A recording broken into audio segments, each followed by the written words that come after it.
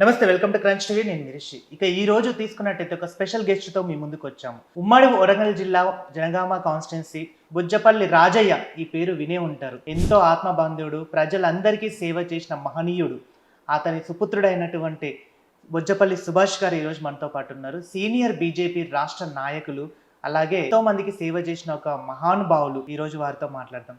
నమస్తే అన్న. నమస్తే అండి. ఎలా ఉన్నారు? ఫైన్, చాలా బాగున్నా. అంటే మీ గురించి నేను విన్నానన్న, బుజ్జపల్లి రాజయ్య కుమారుడైనటువంటి బుజ్జపల్లి సుభాష్ అక్కడికి వెళ్ళిన వాళ్ళని కూడా అడిగితే అన్న చాలా మంచి పనులు చేస్తారు, అసలు ఆపద అంటే ముందు ఉంటాడు అన్న అని చెప్పేసి కూడా కొంతమంది విన్నాను. అసలు పాలిటిక్స్ లోకి మీరు ఎలా ఎంట్రీ అయ్యారు అసలు?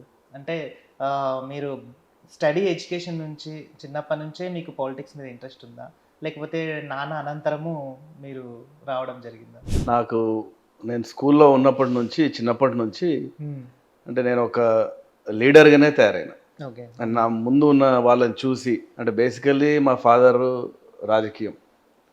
చిన్నప్పటి నుంచి ఆయన మొదటిసారి టీడీపీ, తెలుగుదేశం పార్టీ ఎప్పుడైతే పుట్టిందో అప్పుడు ఆయన టీడీపీలో జాయిన్ అయ్యి టీడీపీ పార్టీలో 2 టర్మ్స్ ఎమ్మెల్యే గెలిచిండ్రు ఆయన.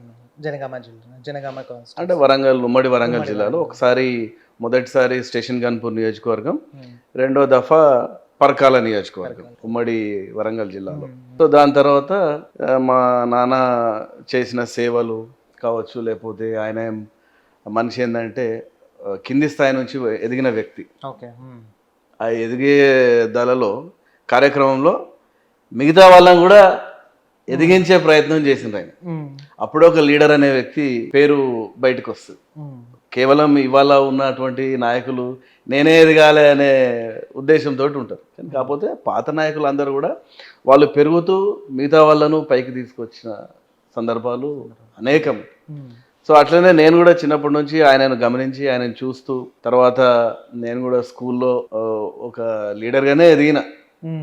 ఉన్న స్పోర్ట్స్ కావచ్చు, లేకపోతే ఇతర ఎక్స్ట్రా కరిక్యులర్ యాక్టివిటీస్ కావచ్చు, అన్ని లీడ్ చేసి ఈ స్థాయికి, అంటే వాట్ ఎవర్ మా నాన్న చనిపోయిన తర్వాత, ఆయన 2016లో చనిపోయిన తర్వాత రేపు నెక్స్ట్ ఏంటనే దాన్ని ఆలోచించి నేను కూడా రాజకీయాల్లోకి ఎంటర్ అయినా. అంటే నాన్న చనిపోయిన తర్వాత మీకు టీడీపీ నుంచి ఆహ్వానం వచ్చిందా? అంటే మీరు ఉండాలి ఖచ్చితంగా అన్నట్టు, నాన్న ప్లేస్ లో మీరు ఉండాలి అని. అంటే నాన్న చనిపోయిన తర్వాత 2016 అంటే అప్పటికి మన తెలంగాణ ఫామ్ అయింది ఆల్రెడీ. తెలంగాణ ఫామ్ అయిన తర్వాత ఇక్కడ తెలుగుదేశం అనేది షిఫ్ట్ అయిపోయింది. ఆంధ్రప్రదేశ్ రాష్ట్రానికి షిఫ్ట్ అయిపోయిన తర్వాత ఇక్కడ అంత స్థాయి లేని పరిస్థితి. సో ఏమైందంటే మేమందరం కూడా ఒకప్పుడు, సరే ఇప్పుడు అప్పుడున్న పరిస్థితులకు తెలంగాణ టీఆర్ఎస్ కు అనుకూలంగా ఉంటుంది, కానీ కాకపోతే తెలంగాణ కూడా టీఆర్ఎస్ పార్టీ కూడా ఎటువంటిది అయిపోయిందంటే ఇక కేవలం ఒక కుటుంబానికే పరిమితం అయిపోయింది. అక్కడ మాలాంటి వాళ్ళకు స్థానం లేని పరిస్థితి అనుకొని, తర్వాత వాట్ నెక్స్ట్, ఏదైతే బాగుంది ఇవాళ దేశాన్ని ముందుకు తీసుకెళ్లే పార్టీ ఏది అని చూసేసరికి భారతీయ జనతా పార్టీ ఒక్కటే అందరికీ కనిపించే పార్టీ. ఎందుకంటే బికాస్ ఉన్న నాయకులు అటువంటి వాళ్ళు, ఒక వాజ్పేయి గారు కావచ్చు, ఎల్కే అడ్వాణి గారు కావచ్చు, మిగతా చాలా, ఇప్పుడున్న మోదీ గారు ఇప్పుడు నాట్ ఓన్లీ భారతదేశానికి కాదు, ఇప్పుడు ఆయన ప్రపంచానికే ఒక విశ్వ గురువు, ఆదర్శం, ఆయన నాయకుడు. కాబట్టి అందరూ ఇప్పుడు నరేంద్ర మోడీ గారి బాటలో వెళ్తున్నారు. అంటే ఎప్పుడు బీజేపీ పార్టీకి ఎంట్రీ అయ్యారు మీరు? 2020లో భారతీయ జనతా పార్టీలో చేరి ఆ ప్రస్థానం నడుస్తుంది. 20 నుంచి కంటిన్యూస్ బీజేపీ పార్టీలో. అంటే నేను ఒక వార్త విన్నాను, అంటే బుజ్జపల్లి సుభాష్ గారు వేరే పార్టీలోకి చేంజ్ అవుతారనే మాట కూడా నాకు వినిపించాయి. అది నిజమే అంటారా? చాలా, అది పెద్ద బూతు పదం. అది ఎవరైతే అన్నారో వాళ్ళు చాలా పెద్ద బూతు మాట్లాడారు. ఎందుకంటే ఇప్పుడు ఉన్నది ఏ పార్టీ? భారతదేశాన్ని power Bharatiya Janata party power లో ఉంది. ఇక్కడ కాంగ్రెస్ ఉంది. అండ్ మొన్నటిదాకా ఏ పార్టీ ఉండే పవర్ లో? బీఆర్ఎస్ చరిత్ర అయిపోయింది. ఇప్పుడు మళ్ళీ వచ్చే పరిస్థితి లేదు. బీఆర్ఎస్ పార్టీ అనేది కనుమరుగైపోయింది తెలంగాణ రాష్ట్రంలో. It is a history. తర్వాత ఏంది, ఇప్పుడు రూలింగ్ చేసే పార్టీ ఏంది? కాంగ్రెస్ కుక్కలు చించిన విస్తరి. దానికి రూల్ ఉండదు, పాడు ఉండదు, ఎవడికి వాడే లీడర్. రేవంత్ రెడ్డి గారు అన్నారు, ఆయన మొదట్లో పార్టీలో చేరినప్పుడు ఏమన్నాడంటే, కాంగ్రెస్ పార్టీ ఎటువంటిదంటే జిమ్ఖానా గ్రౌండ్స్ ఉంటాయి కదా మనకు సికింద్రాబాద్ లో, ఆ గ్రౌండ్స్ లా ఎవడికి వాడు ఏ గేమ్ పడితే ఆ గేమ్ ఆడతారు. అంటే ఒక పర్టికులర్ గా పలానా రూల్ అనేది ఉండదు, ఎవడేం పడితే అది చేస్తుంటారు కాంగ్రెస్ పార్టీ. అటువంటి పార్టీలో బొమ్మంటారా, లేకపోతే టిఆర్ఎస్ గత చరిత్ర అంతా అయిపోయిన పార్టీలో? అంటే లైక్ నాకు వినిపించిన మాట ప్రకారం నేను మిమ్మల్ని అడిగాను. భారతీయ జనతా పార్టీకి ఓకే, ఎవరైనా కట్టుబడి ఉంటారు, అక్కడ ఉండే సిద్ధాంతాలు ఉంటాయి. ఓకే, ఒక భారతీయవాది, హిందూవాది, జాతీయవాది. ఓకే, భారతీయ జనతా పార్టీ అంటే దేశం ఫస్ట్, తర్వాతే మన సొంత family. Nation first, family later. ఇంకో విషయం తీసుకున్నట్టయితే అన్న, ఇప్పుడు బీజేపీ పార్టీలో మీరు ఉన్నారు. బీజేపీ అంటే కంటిన్యూస్ గా 2022 నుంచి కంటిన్యూస్ 20 నుంచి ఇప్పుడు కంటిన్యూగా ఉన్నారనమాట. సో బీజేపీ పార్టీకి మీరు పదవి ఆశించి వెళ్ళారా, లేకపోతే ప్రజలకు సేవ చేయడానికి వెళ్ళారా? భారతీయ జనతా పార్టీ అంటే చాలా పెద్ద పార్టీ. అది 80 నుంచి 81 నుంచి పార్టీ నడుస్తుంది భారతీయ జనతా పార్టీ అనగా. దానికన్నా ముందు జనసంఘాన్ని నడుస్తుంది. ఈ పార్టీలో నేను మా నాన్న ఉన్నప్పుడు, లేకపోతే ఆయన పదవిలో ఉన్నప్పుడు చేరలేదు. నేను భారతీయ జనతా పార్టీలోకి వచ్చింది ఒక సామాన్యమైన వ్యక్తి, ఒక బొజ్జపల్లి సుభాష్ మాత్రమే. నా వెనకాల ఏమి లేదు. అంటే ఎమ్మెల్యే కొడుకుగా లేదు. ఎమ్మెల్యే కొడుకు లేదు, మా నాన్న ఎమ్మెల్యే కాదు కదా. అండ్ ఆయన చనిపోయిన తర్వాత ఉన్నప్పుడు సరే, అరే పలానా వ్యక్తి ఉన్నాడు అని అంటే మా నాన్న ఏమన్నా అటు ఇటు చేస్తే నాకు పదవి వచ్చు కావచ్చు. ఆయనే లేడు. ఏదైనా నా సొంత కష్టంతో నేను ముందుకు వెళ్తున్నా. మరి నాకు వెనకాల ఎవరున్నారు? ఎవరు లేరు కదా. నేను ఒక సామాన్య కార్యకర్త. ఎవరైతే ఇన్ని సంవత్సరాల నుంచి పార్టీ కోసం కష్టపడుతున్నారో, నేను కూడా అలానే కష్టపడుతున్నా పార్టీ కోసం. నేను ఒక నియోజకవర్గం అని చెప్పి భారతీయ జనతా పార్టీలో అంత ఈజీగా బైక్ రాలేరు. అటువంటిది ఒక నియోజకవర్గానికి వెళ్ళి, మా నాన్న ఇంతకుముందు పోటీ చేసి గెలిచిన నియోజకవర్గం స్టేషన్ గన్పూర్, అక్కడికి వెళ్ళి కింది స్థాయి నుంచి సంస్థాగతంగా భారతీయ జనతా పార్టీని ప్రతి బూత్ స్థాయి నుంచి మేము పటిష్టం చేస్తున్నాం. సో మీరు ఒక సామాన్య కార్యకర్తగా మాత్రమే మీరు భారతీయ జనతా పార్టీలో వెళ్ళారనమాట. అవును. పార్టీకి వెళ్ళిన తర్వాత మీకేమన్నా పదవి కానీ అది కానీ ఇచ్చారా? తర్వాత ఒక సంవత్సరం తర్వాత హన్మకొండ జిల్లా కార్యదర్శిగా నాకు అవకాశం ఇచ్చింది. అండ్ ఇప్పుడు ప్రస్తుతం జరుగుతున్న సంస్థాగత చేంజెస్ లో ఇప్పుడు మొన్ననే సభ్యత్వ నమోదు కార్యక్రమాలు అయిపోయినాయి. ఇప్పుడు రేపు 18 తారీఖు నుంచి ఈ కార్యక్రమాలు ఉన్నాయి. సంస్థాగత ఎన్నికలు ఉన్నాయి, పోలింగ్ బూత్ ఎన్నికలు. రేపు మీటింగ్, ఆల్రెడీ మీటింగ్ స్టార్ట్ అయినాయి. ఇక రేపు మళ్ళీ మీటింగ్స్ లో పాల్గొని 18 తారీఖు నుంచి పోలింగ్ బూత్ స్థాయి ఎన్నికలు కండక్ట్ చేసి మళ్ళీ రాష్ట్ర జాతీయ స్థాయి వరకు ఎన్నికలు జరుగుతాయి. వాటిలో మేము నిమగ్నమై ఉన్నాము. రేపు దాంట్లో ఏమన్నా పదవి వచ్చే ఛాన్స్ ఉంటాయి తప్పకుండా. పార్టీ నా పనితనాన్ని చూసి నేను ఎక్కడ ఫిట్ ఇన్ అవుతానో అది చూసి వాళ్ళు డిసైడ్ చేస్తారు. అంటే మీరు అంటే పార్టీకి ఎంట్రీ అయిన తర్వాత, ఇప్పుడు మీరు గతంలో తీసుకున్నట్టయితే రాజయ్య సార్ గారు 2 times ఎమ్మెల్యేగా గెలిచారు టీడీపీ పార్టీ. ఓకే, అనుభవజ్ఞులు, తర్వాత ఇంకోటి మంచి పేరున్న వ్యక్తి అని చెప్పేసి కూడా మీకు పార్టీలో నుంచి మొన్న పోయిన ఎలక్షన్స్లో ఏమన్నా ఎమ్మెల్యే టికెట్ కానీ అట్లా ఏమన్నా అడిగారా మీరు? పార్టీ ఏమన్నా నిర్ణయం తీసుకున్నదా? నేను అడిగిన. నేను స్టేషన్ గన్పూర్ నియోజకవర్గంలో ఒక ఎమ్మెల్యే ఆస్పిరెంట్ గానే పనిచేసిన. అదే నేను అన్నా, బూత్ స్థాయి నుంచి కష్టపడి కార్యకర్తలను దినదిన అభివృద్ధి చేసి 3 సంవత్సరాలు కష్టపడి. కానీ కాకపోతే ఏమైందంటే ఎలక్షన్స్ వచ్చేసరికి ఇక party is the ultimate decision maker. Party ఆలోచించి మా దగ్గర ఒక సీనియర్ అంటే ఒక మాజీ మంత్రి, మాజీ ఎమ్మెల్యే, మాజీ మినిస్టరు, ఎంపీ ఇవన్నీ ఉన్నాయి. ఆయనకు అవకాశం ఇచ్చిండ్రు, వారికి అవకాశం ఇచ్చిండ్రు. కాబట్టి పార్టీ ఎట్లా ఏ డిసిషన్ తీసుకుంటే దానికి మేము కట్టుబడి. అంటే మీరు అప్పుడు ఏం అనిపించలేదా, నేను ఇంత కష్టపడుతున్నా, ఇంతగానం తిరుగుతున్నా, ఇంతగానం ఉన్నా, నాకంటూ ఒక అంటే ఉంది కదా అన్నట్టు ఏం అనిపించలేదా? అనిపించింది. ఎక్కడో చోట కష్టపడ్డప్పుడు దానికి ఫలితం రాకపోతే బాధ అనిపిస్తుంది. కానీ కాకపోతే ఏదైనా కూడా పార్టీ డెసిషన్ ని మనం ఎవరం కూడా శిరస వహించాలి, అంతే. There is no other go. అట్లా పార్టీ డెసిషన్ ని కాదని బయటికి వెళ్ళిపోయిన వాళ్ళు ఉంటారు. కానీ నేను ఇక్కడ పార్టీని వ్యతిరేకించడానికి రాలేదు. పార్టీలో ఉంటూ పార్టీకి అన్ని వేళలా అండదండగా ఉండాలి. పార్టీ టికెట్ ఇవ్వగానే నేను ఎగిరిపోయి, ఇవ్వకపోతే కుంగిపోయి పార్టీ నుంచి బయటికి వెళ్ళే రకం కాదు. ఆ తర్వాత ఎంపీ ఎలక్షన్స్ కూడా వచ్చాయి. ఎంపీ ఆశించారా మరి? ఎస్ టికెట్ ఎంపీ ఎలక్షన్లో కూడా నేను ఎంపీగా ఆశించిన. ఓకే. ఎందుకంటే ఒక ఎడ్యుకేటెడ్, ఒక ఫ్యామిలీ బ్యాక్గ్రౌండ్, ఆర్థికంగా సరే వాళ్ళలాగా ఏవో ఎక్కువ పెట్టుకోవడం, ఎంత పెట్టుకోవాలి, ఎంత అవసరమో అంత పెట్టుకునే స్థాయి ఉన్నది. అందుకు ఆ కోవలోకి వచ్చే అడిగిన పార్టీని. ఎందుకంటే 6-7 నియోజకవర్గాలు ఉన్న పార్లమెంట్ సెక్టర్లో ఒక 3-4 కాన్స్టిట్యున్సీస్లో మా ఫాదర్ పేరు బలంగా ఉంటుంది. సో ఆ రకంగా ఒక ఎడ్యుకేటెడ్, నేను ఒక ఎంఏ ఇంగ్లీష్ ఎంఫిల్ చేసిన, ఒక ఎడ్యుకేటెడ్గా ఒక పార్లమెంటు కావాల్సిన అన్ని అర్హతలు నా దగ్గర ఉన్నాయని చెప్పి నేను అడిగిన. అయినా కూడా తిరస్కరించిందా? తిరస్కరించినంటే ఈలోపు టీఆర్ఎస్ నుంచి రమేష్ గారు వచ్చిండ్రు టైంకు.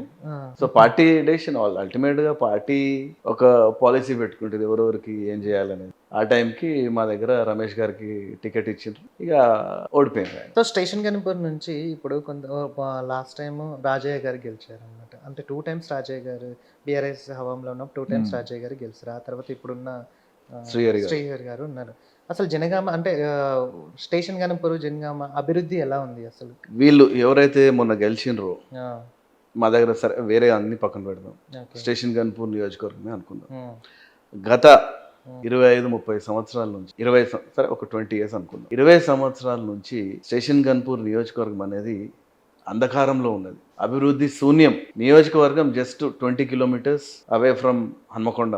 చాలా it is nothing but very near Hyderabad highway మీద ఉంటుంది. రేపు రాబోయే ఓఆర్ఆర్ రీజనల్ రింగ్ రోడ్ ఉంది కదా, దానికి అతి సమీపంలో ఉండే నియోజకవర్గం మాదే స్టేషన్ గన్పూర్. ఎందుకంటే జనగామకు జస్ట్ జనగామ పక్కనే మా నియోజకవర్గం ఉంటుంది. రేపు ఓఆర్ఆర్ RRR వస్తుంది కదా, రీజనల్ రింగ్ రోడ్, దానికి హార్డ్లీ ఒక 30 to 40 kilometers దూరంలో ఉంటుంది.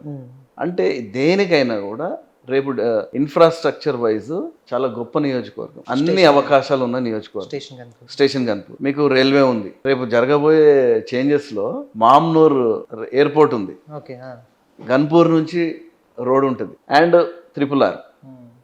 మీకు కావాల్సింది ఏంది? ఒక గ్రోత్ కారిడార్ కి ఈ 3 కదా, రోడ్, రైల్ అండ్ ఎయిర్, ఈ 3 స్టేషన్ గన్పూర్ కు ఉన్నాయి, అనుకూలంగా ఉంటాయి. ఎందుకు? ఇంకా వెనకాలే ఉంది, ఇంకా వెనుకబడిగానే ఉంది. బికాస్ ఆలోచించే వ్యక్తి ఉండాలి. నియోజకవర్గాన్ని ఇండస్ట్రియల్ వైజ్ ముందుకు తీసుకెళ్ళాలి అనే ఒక ఆలోచన ఉండాలి. అంటే ఇప్పుడున్న నాయకులకు లేదంటారా? ఉంటే మరి ఏది, ఒక్క ఇండస్ట్రీ అన్న రావాలి కదా. రోడ్లు అవే పాత రోడ్లే. మరి మీ పార్టీ తరపు నుంచి మీరు ఎందుకు ఫైట్ చేయలేకపోతున్నారు? అవకాశం ఇస్తే ఖచ్చితంగా. అంటే దాన్ని ఒక అభివృద్ధి తీసుకుపోవాలంటే ఒక పార్టీలో పనిచేసే ఒక క్యాడరే ఉండాల్సిన అవసరం లేదు. ఒక సామాన్య మానవుడిగా కూడా, సామాన్య కార్యకర్తగా కూడా ప్రశ్నించే అధికారం ప్రతి ఒక్కరికి ఉంది. మేము పొద్దున్నేసి ప్రశ్నిస్తాం. మా దగ్గర ఉన్న శ్రీహరి గారు ఏమన్నారంటే, నాకు ఒక అవకాశం ఇవ్వండి, మళ్ళీ అవకాశం ఇవ్వండి. ఆయన ఇంతకుముందు 10 సంవత్సరాలు ఏక ఛత్రాధిపత్యం వహించి జిల్లాకు ఒకే ఒక్క మంత్రిగా చేసిండు. ఆయన whole and soul minister from Warangal జిల్లా. 10 సంవత్సరాలు రికార్డు స్థాయిలో మంత్రిగా ఉన్నాడు. నియోజకవర్గ స్థాయి పరిస్థితి అట్లా ఉన్నది. స్టేషన్ గన్పూర్ శ్రీహరి గారు. అండ్ ఆయన డిప్యూటీ సీఎంగా ఉన్నారు, మంత్రిగా ఉన్నారు, 14 సంవత్సరాలు మంత్రిగా ఉన్నారు. నియోజకవర్గ రూపురేఖలు ఏమాత్రం మారలేదు. ఏమన్నా అంటే నేను అది చేసినా ఇది చేసినా, ఏం చేసిండు ఆయన? గవ్వే రోడ్లు, వాటర్ ట్యాంకులు. ఈ మాత్రం రోడ్లు, వాటర్ ట్యాంకులు ప్రతి నియోజకవర్గంలో ఉన్నాయి. నువ్వంత గొప్ప నాయకుడిగా అయి ఉండి నియోజకవర్గాన్ని నేను చేసిన ఇది అని చూపించింది ఒక్క స్ట్రక్చర్ ఉందా? బీఆర్ఎస్ పార్టీలో ఉన్నప్పుడు 10 సంవత్సరాలు ఉన్నారు. 10 సంవత్సరాలు అంటే మంత్రిగా డిప్యూటీ సీఎంగా, తర్వాత మంత్రి శాఖగా పనిచేస్తారు. మరి మీరు అప్పుడు అడగలేదు, ఇప్పుడు అడుగుతున్నారు, అయినా కూడా మరి ఎందుకు రెస్పాండ్ అవ్వట్లేదు ఆ నేత? ఎందుకంటే వాళ్ళ జేబులు నింపుకోనికే వచ్చిండ్రు. వాళ్ళు పబ్లిక్ కి డెవలప్మెంట్ చేద్దాము, నియోజకవర్గాలను డెవలప్ చేద్దాం అనేది ఆలోచన లేదు వాళ్ళకు. ఎంతసేపు వాళ్ళ జేబులు నిండాలి, వాళ్ళ పిల్లల భవిష్యత్తు, రాజకీయ భవిష్యత్తు మెరుగుపడాలి. వాళ్ళు సొంత అజెండానే, పబ్లిక్ అజెండా కాదు, కేవలం సొంతంగా మాత్రమే, ఓన్లీ సొంత. వాళ్ళ పిల్లల భవిష్యత్తు చూసుకోవాలి, వాళ్ళ భవిష్యత్తు చూసుకోవాలి, వాళ్ళ కుటుంబాల భవిష్యత్తు బాగుండాలి. అంతేగాని ప్రజల భవిష్యత్తు గురించి ఆలోచించడం అయితే. మరి ఓట్లు అడగడానికి వచ్చినప్పుడు వీళ్ళు జనాలంతా ప్రశ్నలు అయ్యారా? నమ్మిస్తారు. అటువంటి యాక్టర్స్ వీళ్ళు, పెద్ద యాక్టర్లు, అందరికంటే ఎక్కువ వీళ్ళే పెద్ద యాక్టర్లు. ఇప్పుడు బీఆర్ఎస్ పార్టీ నుంచి గెలిచిన కడియం శ్రీహరి గారు ఇప్పుడు కాంగ్రెస్ లో ఉన్నారనమాట. కాంగ్రెస్కి వెళ్ళిపోయారు. అయితే మోర్ దెన్ ఇప్పుడు రీసెంట్గా కూడా వాళ్ళ డాటర్ని కూడా, కావ్య గారిని ఎంపీ స్థానంలో నిల్చోబెట్టి ఎంపీగా చేశారు అనమాట. సో అసలు పార్టీ మారడానికి ఏంటి అసలు కడియం శ్రీహరి గారు? అంటే ఇక్కడ డౌన్ అయిపోయింది. ఇంకా బీఆర్ఎస్ పార్టీ లేదు. అక్కడ గూడా మేము ఏదైనా చెయ్యాలనే ఉద్దేశంతోని ఎళ్లారా? లేకపోతే మళ్ళీ ఇంకోసారి నాకు అభివృద్ధి చేయాలనే థాట్ ఉంది గాబట్టి వెళ్లారని అంటారా? నేను అదే అంటున్నా తేజ గారు. ఇప్పుడు ఎందుకంటే ఆయన ఏం చెప్పుకుంటాడు, నేను నిప్పు అంటాడు. 30 సంవత్సరాల రాజకీయ చరిత్ర నాకుంది, నేనంటే అడాలంటాడు, నేనంటే నిప్పు అంటాడు, నేనంటే ఆయన తుప్పుపైన నాయకుడు. ఎందుకంటే అప్పుడు టీడీపీలో నువ్వు ఒక అగ్ర నాయకుని అక్కడ 10 సంవత్సరాలు ఏకదాటిగా మంత్రిగా ఉంచారు నేను. అటువంటి పార్టీని నువ్వు వెన్నుపోటు పొడిచి టీఆర్ఎస్ లో చేరిను. టీఆర్ఎస్ లో నీకు రాష్ట్ర ఉప ముఖ్యమంత్రి ఇచ్చిండ్రు, మంత్రి పదవి ఇచ్చిండ్రు, ఉప ముఖ్యమంత్రి పదవి ఇచ్చిండ్రు, తర్వాత ఎమ్మెల్సీ ఇచ్చిండ్రు, మళ్ళీ నీ బిడ్డకు ఎంపీ టికెట్ కూడా ఇచ్చిండ్రు. ఇంకే పదవి ఇవ్వాలి నీకు చెప్పండి? ఒక పార్టీ ఒక వ్యక్తికి ఇంతకంటే ఎక్కువ పదవులు ఏమిస్తుంది? ఇన్ని ఇచ్చినా కూడా ఆయన ఆకలి తీరలేదు. అంటే డబ్బుకు ఆశపడే వ్యక్తి ఎవరు అంటే కడియం శ్రీహరి ఆబ్వియస్లీ. ఎందుకంటే అరే నీ బిడ్డగా గట్టి కట్టించిన తర్వాత మళ్ళీ నువ్వు వచ్చి అక్కడ వెన్నుపోటు పడిచి నువ్వు ఇక్కడ పార్టీలో చేరుతుంది, కాంగ్రెస్ పార్టీలో. కేవలం పవర్ లో ఉన్న పార్టీ అని. అప్పుడు టీఆర్ఎస్ పవర్ లోకి వస్తుందని చెప్పి నువ్వు చేరినావు. మళ్ళీ తర్వాత ఇక్కడ కాంగ్రెస్ పార్టీ పవర్ లో ఉందని నీ బిడ్డను మొత్తం ఆడపోయి డబ్బులు తీసుకొని 20 కోట్ల డబ్బులు తీసుకొని కాంగ్రెస్ లో చేరిండు. ఒకసారి ఆయన స్టేట్మెంట్ ఏమని, నేను డబ్బులు తీసుకోలేదని ఒక స్టేట్మెంట్ ఏమనండి. అంటే ఆయన డబ్బులు తీసుకున్నట్టు మీ దగ్గర ఏమైనా ప్రూఫ్ ఉందా? అదే ప్రూఫ్ ఉందా మీ దగ్గర? పెద్ద యాక్టర్ అని చెప్పిన కదా. ఓకే, ఇది చెప్తారా అండి ఎవరన్నా చెప్తారా నా దగ్గర డబ్బులు ఉన్నాయని?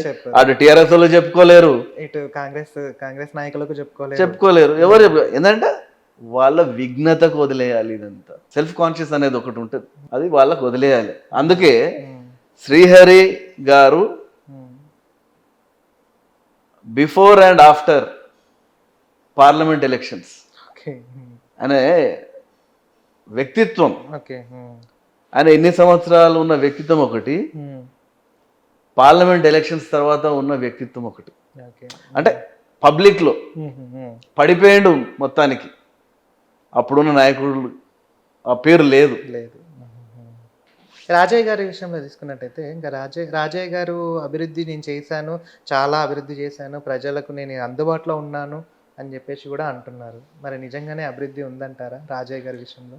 అంటే పొద్దున్న లేస్తే తిరిగితే కాదండి. అభివృద్ధి అంటే ఏంటి? ఉపాధి కల్పించటం, ఇండస్ట్రీస్ తీసుకురావాలి. ఇండస్ట్రీస్ కంపెనీలు పెడితే అక్కడ ఉన్న నిరుద్యోగ యువత ఉపాధి కల్పిస్తే దాన్ని అభివృద్ధి అంటారు. వలస వెళ్తే ఏమవుతుంది? అభివృద్ధి లేకనే కదా. నాకు అవకాశాలు లేకపోతే నేను ఒక దగ్గరికి వెళ్ళి చదువుకుంటాను, లేకపోతే ఉద్యోగం చేసుకుంటాను. ఆయన చేసింది ఏంటి? పొద్దున్న లేస్తే ఊరంతా తిరిగిండు, నియోజకవర్గం అంతా తిరిగి. కానీ కాకపోతే ఆడ పని జరగాలి కదా. పని జరిగిన తర్వాత వెళ్ళినా కూడా బాగుంటుంది. నేను మొత్తం అంతా తిరిగిండు, అందరు నాయకులను వేసుకొని బండ్లలో తీసుకొని తిరిగితే వాట్ ఈస్ ద యూజ్? టీడీపీలో ఉన్నప్పుడు రాజయ్య గారు 2 times ఎమ్మెల్యేగా ఉన్నారనమాట. అంటే ఇప్పటికీ కూడా టీడీపీ వాళ్ళతో మీకు ఏమైనా కాంటాక్ట్స్ కానీ, చంద్రబాబు నాయుడు సార్తో కాంటాక్ట్స్ కానీ అలా ఏమైనా ఉంటాయా? అంటే మిమ్మల్ని గుర్తిస్తారా ఇప్పటికీ కూడా? అంటే నన్ను గుర్తించే అంత పెద్ద నాయకుని, పెద్ద మనిషి కాదు. మీ వెనకాల మీ నాన్నగారు ఉన్నారు కదా. ఎస్, మా నాన్నగారిని ఖచ్చితంగా అందరూ గుర్తిస్తారు. ఎందుకంటే ఆయనకున్న మానవ సంబంధాలు అటువంటి చిన్న పెద్ద తేడా లేకుండా ప్రతి ఒక్కరికి ఏదో ఒక టైంలో సేవ చేసిండు. ఎవరు మనిషి అన్నప్పుడు, పార్టీలు అన్నప్పుడు అవసరాలు చాలా ఉంటాయి. ఏనాడు కూడా నేను నీకు చెయ్యను, నువ్వు ఎందుకు వచ్చినావు అని ఎవరిని కూడా అనలేదు ఏ టైంలో కూడా. ఎందుకంటే నేను చూసినప్పుడు ప్రతి ఒక్కరు వేరే పార్టీలు, కాంగ్రెస్ కావచ్చు, బీజేపీ కావచ్చు, అప్పుడు ఆయన ఎమ్మెల్యేగా ఉన్నప్పుడు అందరూ వచ్చిండ్రు, ఆల్ పార్టీస్. అందరికీ తనకు తోచిన విధంగా సాయం చేసి పంపే వ్యక్తి మా నాన్న. సో టీడీపీతో ఉన్న అనుబంధం నాన్నగారికి అలాంటిది అనమాట. ఉన్నది. ఎందుకంటే ఇప్పటికీ చాలా మంది, నేను కాన్ఫరెన్స్ లో తిరిగితే ఇంకా తెలుగుదేశం వాళ్ళు ఉన్నారు స్టిల్. మా రాజన్న కొడుకా నువ్వు అంటే ఎలా అనిపిస్తుంది? ఆ ఫీల్ ఎలా అనిపిస్తుంది? చాలా గొప్ప, అది చాలా గొప్ప పొలిటికల్ లో ఒక సక్సెస్ఫుల్ మెట్టు మీకంటూ ఇచ్చింది. అంటే ఇప్పుడు మీరు సుభాష్ అనే ప్లేస్ లో ముందు రాజన్న అని చెప్పేసి అంటారు, అంతే కదా. ఆయన లేకపోతే నేనేంటి? అంతకన్నా ముందు టీడీపీ అని చెప్పేసి అంటే టీడీపీ రాజన్న అని, ఆ తర్వాత సుభాష్ అని అంటారు. అంతే. ఆ ఫీల్ ఎలా ఉంటది అసలు? చాలా అసలు నన్ను ఎవరు గుర్తుపట్టారు బేసిక్ గా. ఓకే. నేను మీ బొజ్జపల్లి రాజా కొడుకు, మా రాజన్న కొడుకు అంటారు. అది చాలు నాకు. ఓకే. ఒక ఇంట్రడక్షన్ అనేది ఉంది, అదే కొండంత అండ. ఇప్పుడు స్టేట్ గవర్నమెంట్ లో తీసుకున్నట్టయితే కాంగ్రెస్ గవర్నమెంట్ ఫామ్ లోకి వచ్చింది, అంటే 1 year గానికి వస్తుంది. ఈ 1 year పాలనలో కాంగ్రెస్ పాలన ఎలా ఉంది తెలంగాణ ప్రజల మీద? Utter flop government. ఎందుకు అలా అంటున్నారు? చాలా ఎక్స్పెక్టేషన్స్ తోటి పబ్లిక్ కాంగ్రెస్ పార్టీని గెలిపించిండ్రు. ఇది ఒక భారీ బడ్జెట్ సినిమా, చాలా అవకాశాలు పెట్టుకుంటారు అంటే అందరూ. సినిమా అంటున్నారు అయితే ఇది? అంతే కదా, ఎందుకంటే దాదాపు ఒక 500 కోట్ల బడ్జెట్ అనుకుందాం. కంపేర్ చేస్తున్నాం మనం ఇప్పుడు, జస్ట్ కంపేరింగ్ దాన్ని దీన్ని. ఏమైతే, ఎందుకంటే రేవంత్ రెడ్డి మీద తెలంగాణ ప్రజలకు అటువంటి ధీమా ఉండే, ఏంటంటే చేస్తాడు అనేది. ఎందుకంటే టీఆర్ఎస్ విఫలమైపోయింది.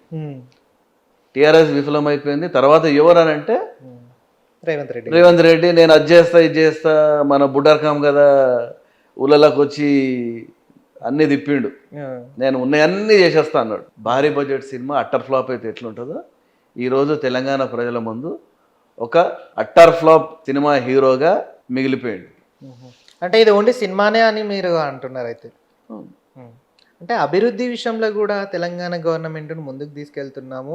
రైతు బంధు విషయంలో కానీ, రైతు బీమా విషయంలో కానీ, ఉచిత కరెంటు కానీ, గ్యాస్ కనెక్షన్ కానీ, తర్వాత ఇంకొకటి ఫ్రీ బస్ విషయంలో కానీ, చేయూత కానీ, అన్ని విధాలుగా కూడా సక్సెస్ఫుల్గా రన్ అవుతుంది తెలంగాణ గవర్నమెంట్, కాంగ్రెస్ గవర్నమెంట్ అని చెప్పేసి కూడా చాలా వ్యక్తం చేసాం. ప్రతి సభలో కూడా వింటున్నాం.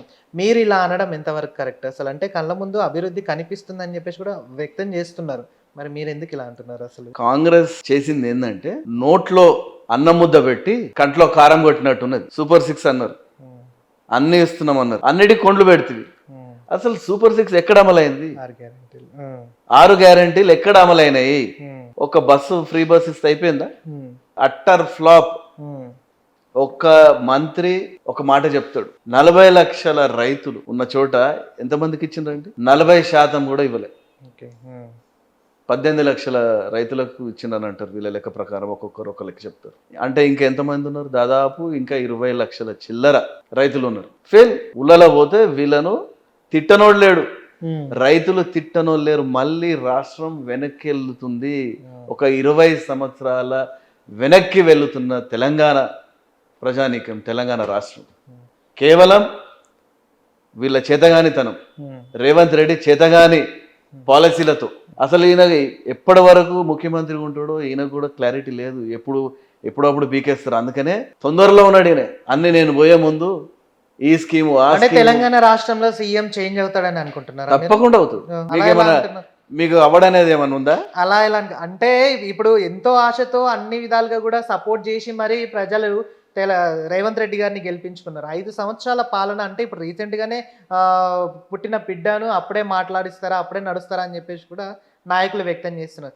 సంవత్సరమే అయింది, ఇంకా 4 సంవత్సరాలు ఉంది. 4 సంవత్సరాల్లో అభివృద్ధి ఖచ్చితంగా జరుగుతుందని చెప్పేసి అంటున్నారు. నేను చెప్పిన కదా, కాంగ్రెస్ కల్చర్. వాళ్ళ నాయకులు, ఆయన వెనకాల ఉన్న నాయకులే ఎప్పుడు వీకేద్దామా అనే పరిస్థితులు ఉన్నారు. ఆయన వెనకాల ఆల్రెడీ స్టార్ట్ అయింది. ఆయనతో పాటు ఉన్న మంత్రులే, లీడర్లే వేరే వాళ్ళని ప్రొజెక్ట్ చేస్తున్నారు. కాబోయే ముఖ్యమంత్రి అని చెప్తున్నారు. ఆయన ముందే అంటున్నారు. ఆయనకు తెలుసు. ఒకసారి మీరు కావాలంటే ఎవరితో అడిగించండి ఏంటి పరిస్థితి అని.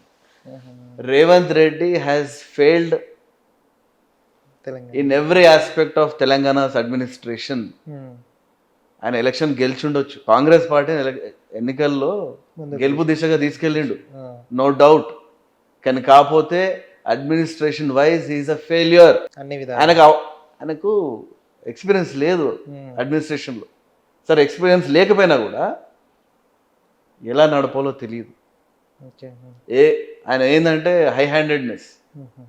నేనే, నాకంటే ఎవడు లేడు, నాకంటే గొప్పడు ఎవడు లేడు, అన్ని నేనే చేయాలి. సో ఇప్పుడు మీ పాయింట్ ఆఫ్ లో చూసుకున్నట్టయితే తెలంగాణ రాష్ట్రానికి మళ్ళీ కొత్త సీఎం వస్తాడు, రాబోతున్నాడు. కొత్త సీఎం వస్తాడు. రేవంత్ రెడ్డి గారు ఖచ్చితంగా ఆయన వీకేస్తారు. కాంగ్రెస్ కొత్త సీఎం వస్తాడు. ఎవరు అనుకుంటున్నారు? ఇక అది వాళ్ళదంటే మన తెలియదు. ఎందుకంటే మీకు తెలిసిన ఇన్ఫర్మేషన్ ఏమన్నా ఉందా? ఏమో అక్కడ ఉన్నారు కదా, అక్కడ అందరు ముఖ్యమంత్రులే, ఒక్కడు కాదు కదా, అందరు ముఖ్యమంత్రులే. సో ఎవరు అనేది, ఎవరు మంచిగా ఎక్కువ లాబింగ్ చేస్తే వాళ్ళు ముఖ్యమంత్రి అవుతారు. వాళ్ళు కూడా ఇదే పనులు చేస్తే అదేంటున్నా కంపల్సరీ. అప్పటి వరకు గవర్నమెంట్ పడిపోతుంది, ఎలక్షన్లు వస్తాయి. అయితే ఇప్పుడు ఉన్న ప్రజలు కూడా తీసుకున్నట్టయితే కేసీఆర్ గారిని చాలా మిస్ అయిపోయాం, కేసీఆర్ గారిని వదులుకున్నాము, అసలు కేసీఆర్ గారు ఉంటేనే బతుకు బాగుండేది అని చెప్పేసి కూడా తెలంగాణ ప్రజలు వ్యక్తం చేస్తున్నారు. ఒకవేళ నిజంగా మీరన్నట్టు సీఎం గనక చేంజ్ అయితే, రేవంత్ రెడ్డి గారికి చేంజ్ అయితే కేసీఆర్ గారికి వచ్చే ఛాన్స్ ఉందంటారా? అంటే ఎమ్మెల్యేలు మొత్తం కేసీఆర్ గారికి ఏమైనా సపోర్ట్ చేస్తారా? ఒకటి, ఆల్రెడీ ఉమ్, మన తెలంగాణ భాషలో ఉమ్, బిర్యానీ వేడి వేడి బిర్యానీ అని వడ్డించిన వాళ్ళు తిన్నారు, కానీ వాళ్ళ బిర్యానీ కుళ్ళిపోయింది అనేది తెలిసిపోయింది okay.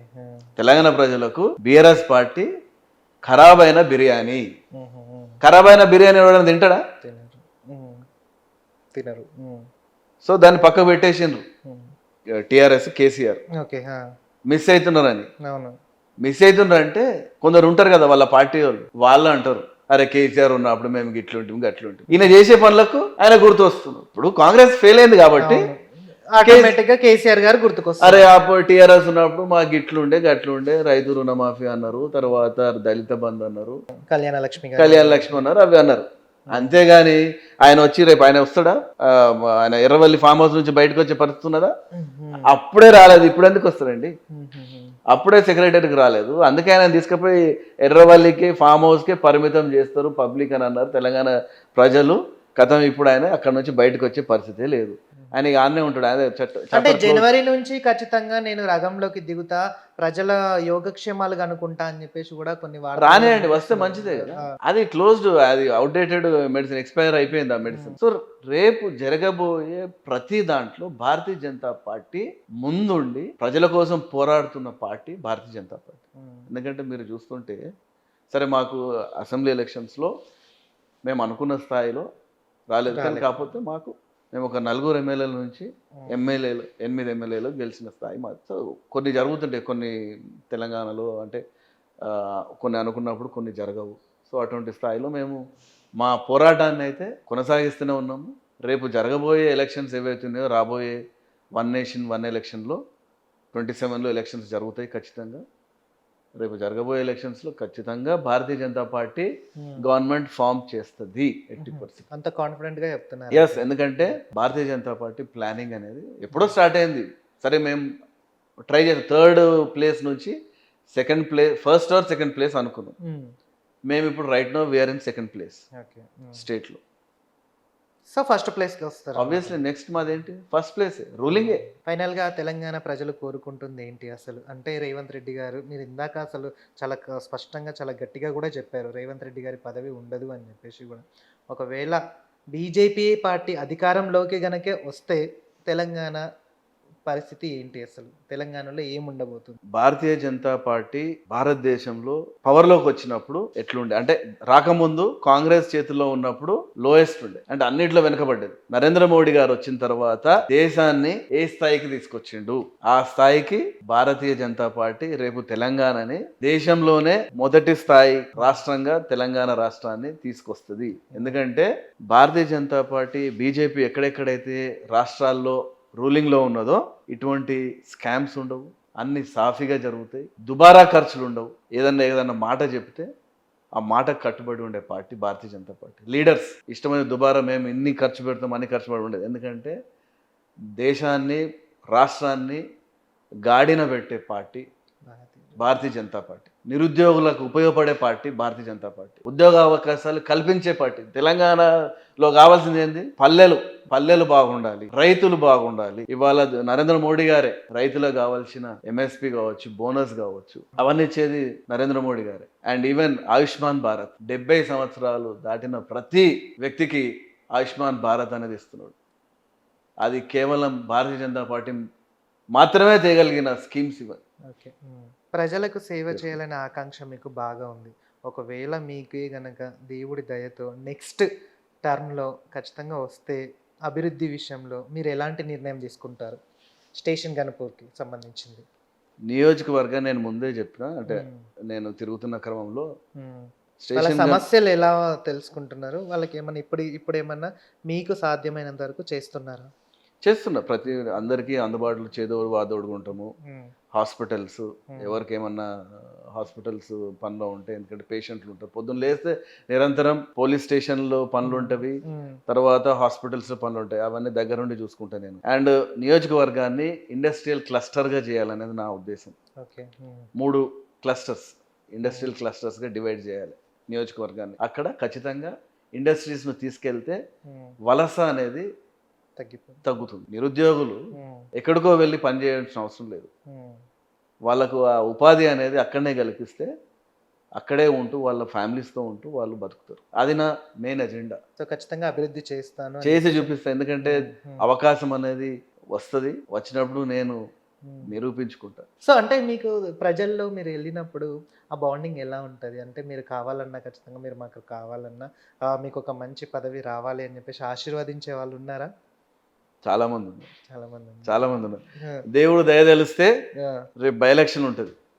Okay, station గన్పూర్కు by election ఉంటది. మీకు ఛాన్స్ వస్తుంది అంటారా? తప్పకుండా ఆశిస్తున్నా నేను. ఒకవేళ అప్పటికి కూడా ఛాన్స్ రాకపోతే party decision final. So party ఏది చెప్తే దానికి కట్టుబడి ఉంటారు అంతే. సో పదవి ఉన్నా లేకపోయినా నేను భారతీయ జనతా పార్టీ సైనికుడిని. నన్ను పార్టీ ఎక్కడ ఎలా వాడుకుంటుందో, ఉపయోగిస్తుందో నేను ఎప్పటికీ రెడీ. ఫైనల్ గా మీరు గవర్నమెంట్ కి ఏం చెప్పదలుచుకున్నారు? అవకాశం అనేది అందరికీ రాదు.